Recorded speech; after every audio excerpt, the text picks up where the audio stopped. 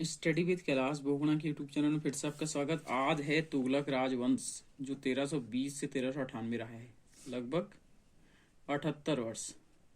दिल्ली सल्तनत का सबसे लंबा राजवंश माना जाता है इसको। बहुत बार प्रश्न आया कि दिल्ली सल्तनत का सबसे बड़ा राजवंश कौन सा रहा, तो तुगलक वंश। इसने डेट गलत दे रखी है, 1320 से 1414।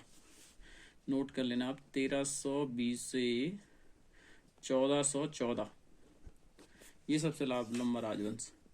तो 5 सितंबर 1320 को खुसरो खां को पराजित करके गाजी मलिक या तुगलक गाजी गयासुद्दीन तुगलक के नाम से 8 सितंबर 1320 को दिल्ली के शासन पर आसीन हुआ। कौन बैठा? गयासुद्दीन तुगलक। गयासुद्दीन ने अलाउद्दीन के समय में लिए गए अमीरों की भूमि को पुनः लौटा दी।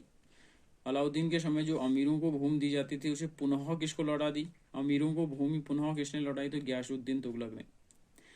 इसने सिंचाई के लिए कुएं और नहरों का निर्माण करवाया। दिल्ली सल्तनत का पहला सुल्तान जिसने नहरें और कुएं खुदवाए उसका नाम है गयासुद्दीन तुगलक। याद रख लेना, ये इंपॉर्टेंट क्वेश्चन है।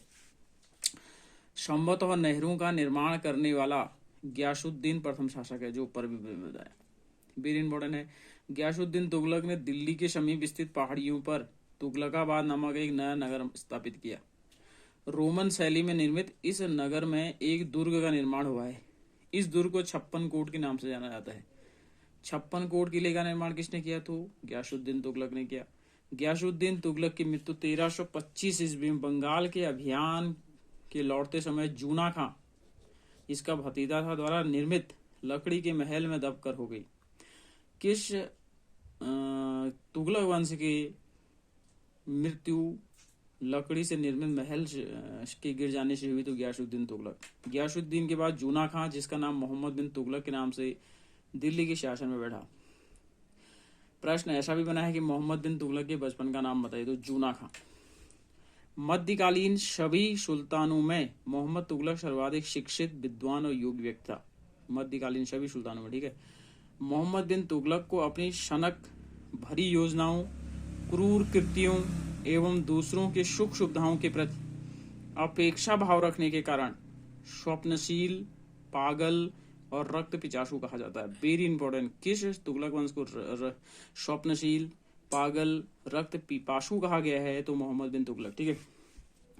मोहम्मद बिन तुगलक ने कृषि के विकास के लिए अमीर-ए-कोही, ये बहुत बार प्रश्न आया है कि अमीर-ए-कोही विभाग जो कृषि विभाग से संबंधित है, किसकी स्थापना मोहम्मद बिन तुगलक ने की, ठीक है। मोहम्मद बिन तुगलक ने अपनी राजधानी दिल्ली से देवनागरी में स्थानांतरित की। इसका नाम दौलताबाद रखा। किसने अपनी राजधानी दिल्ली से देवनागरी या दौलताबाद बनाई? तो मोहम्मद बिन तुगलक। सांकेतिक मुद्रा के अंतर्गत मोहम्मद बिन तुगलक ने कांसा, फरिश्ता के अनुसार तांबा, तब बरनी के अनुसार कांसा, फरिश्ता के अनुसार तांबा, बरनी के अनुसार धातुओं के सिक्के चलाए। मोहम्मद तुगलक ने। ये सांकेतिक मुद्रा किसने चलाई? तो मोहम्मद बिन तुगलक ने। तो फरिश्ता ने जो सांकेतिक मुद्रा बताई वो कांसे की बताई, बरनी ने तांबे की बताई, जिसका मूल चांदी के रुपया या टंका के बराबर होता था। एडवर्ड थॉमस ने मोहम्मद बिन तुगलक को प्रिंस ऑफ द मनियर्स की संज्ञा दी। Very very important. किसने मोहम्मद बिन तुगलक को प्रिंस ऑफ मनियर्स की उपाधि दी? तो एडवर्ड थॉमस ने दी। किसने दी? Edward Thomas. अफ्रीकी यात्री इब्न बतूता लगभग 1333 में भारत आया। कहाँ का था इब्न बतूता? अफ्रीका का। कब आया? 1333 में। किसके समय आया? मोहम्मद बिन तुगलक के शासनकाल में आया। और इसने मोहम्मद बिन तुगलक ने इब्न बतूता काजी मतलब होता है न्यायाधीश, नियुक्त किया। सुल्तान ने इसे दिल्ली का काजी नियुक्त किया। 1342 में सुल्तान ने इसे अपने राजदूत के रूप में चीन भेजा। इब्न बतूता को 1342 में राजदूत के रूप में चीन किसने भेजा? मोहम्मद बिन तुगलक ने। दिल्ली का काजी नियुक्त किया इब्न बतूता को। इब्न बतूता कहाँ का था? अफ्रीका का। इसने रेहला नामक ग्रंथ लिखा था। किताबुल रेहला नामक ग्रंथ किसने लिखा? इब्न बतूता ने।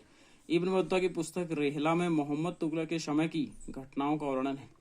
इसने अपनी पुस्तक में विदेशी व्यापारियों के आवागमन, डाक चौकियों की स्थापना यानी डाक व्यवस्था एवं गुप्तचर व्यवस्था के बारे में लिखा। मोहम्मद तुगलक ने जिन प्रभासूर नामक जैन साधु के साथ विचार विमर्श किया था। जिन प्रभासूर नामक जैन साधु के साथ विचार विमर्श किसने किया? तो मोहम्मद तुगलक ने। मोहम्मद बिन तुगलक की मृत्यु 20 मार्च 1351 ईस्वी को सिंधु जाते हुए थट्टा के निकट गोडाल में हुई।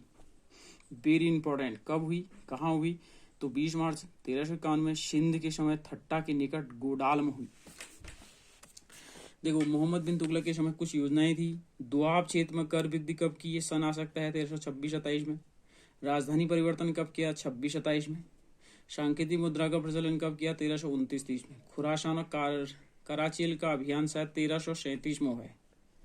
ठीक है, तो ये चारों अभियान, दोआब कर वृद्धि वेरी इंपॉर्टेंट 26-27, राजधानी 26-27, सांकेतिक मुद्रा 29-30, खुरासान 37। अब बताए मोहम्मद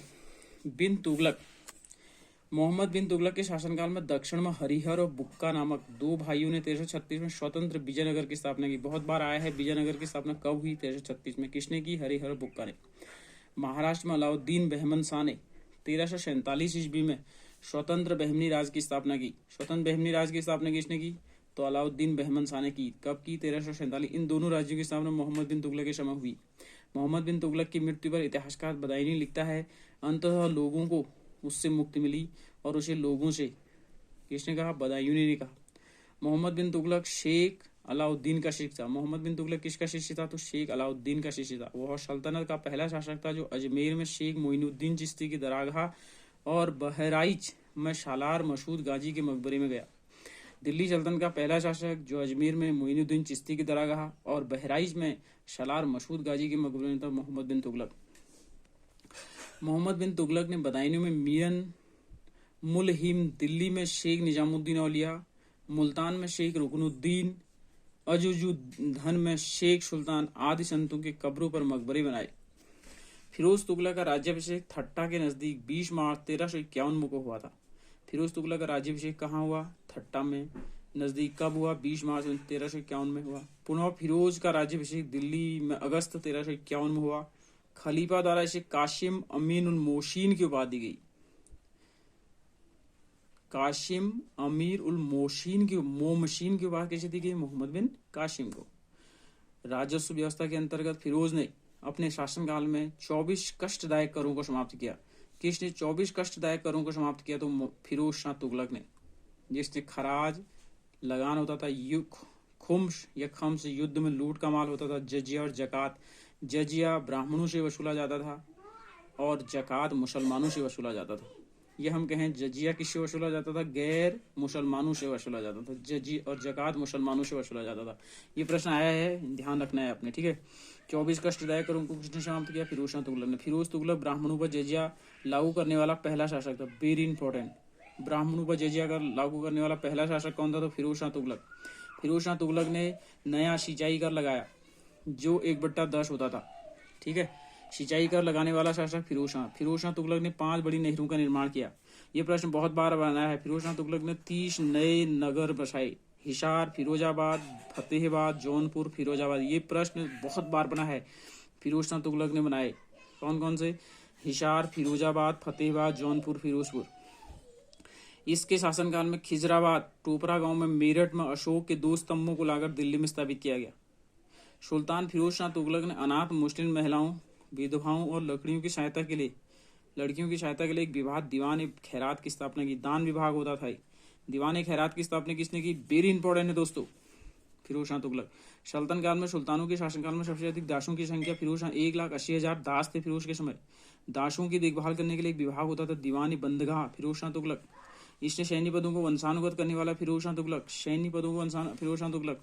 इसने अपनी आत्मकथा फतुहात फिरोजशाही की रचना की। किसने फतुहात फिरोजशाही की रचना की, फिरोज शाह तुगलक।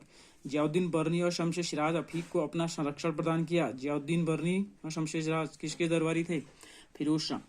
इसने ज्वालामुखी मंदिर में पुस्तकालय से लूटे हुए 1300 ग्रंथों को कुछ को फारसी में विद्वान अला अपाउद्दीन तथा दयाले फिरोजशाही नाम से अनुवाद किया। इसने चांदी और तांबे के मिश्रण से निर्मित सिक्के भारी संख्या में जारी करवाए, जिसे अद्दा और विक कहा गया। अद्दा और विक चांदी और तांबे के होते थे के मिश्रण से बने। किसने निर्मित किया, फिरोज शाह तुगलक ने। फिरोज तुगलक की मृत्यु 1388 में हो गई। फिरोज तुगलक ने खान ए जहां तेलंगानी के मकबरे की तुलना जेरूसलम में निर्मित उमर के मस्जिद से की। Very very important. सुल्तान फिरोज तुगलक ने दिल्ली में कोटला फिरोज शाह कोटला का दुर्ग किसने बनाया, फिरोज शाह तुगलक ने। तुगलक वंश का अंतिम शासक नासिरुद्दीन मोहम्मद तुगलक था। इसका शासन दिल्ली से पालम तक ही रह गया।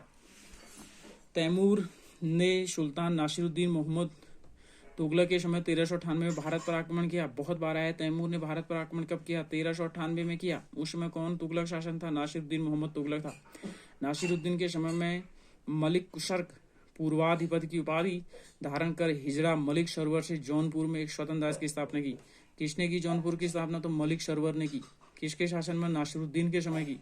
Very important. तो ये तुगलक वंश हमारा समाप्त हुआ। कल हम सैयद वंश और लोधी वंश के बारे में पढ़ेंगे। उसके बाद हमारा दिल्ली सल्तनत पूरा हो जाएगा। फिर हम मध्यकाल में मुगलों के बारे में बताएंगे। तो कल फिर मिलते हैं सैयद और लोधी के साथ। तब तक इजाजत दीजिए। नमस्कार।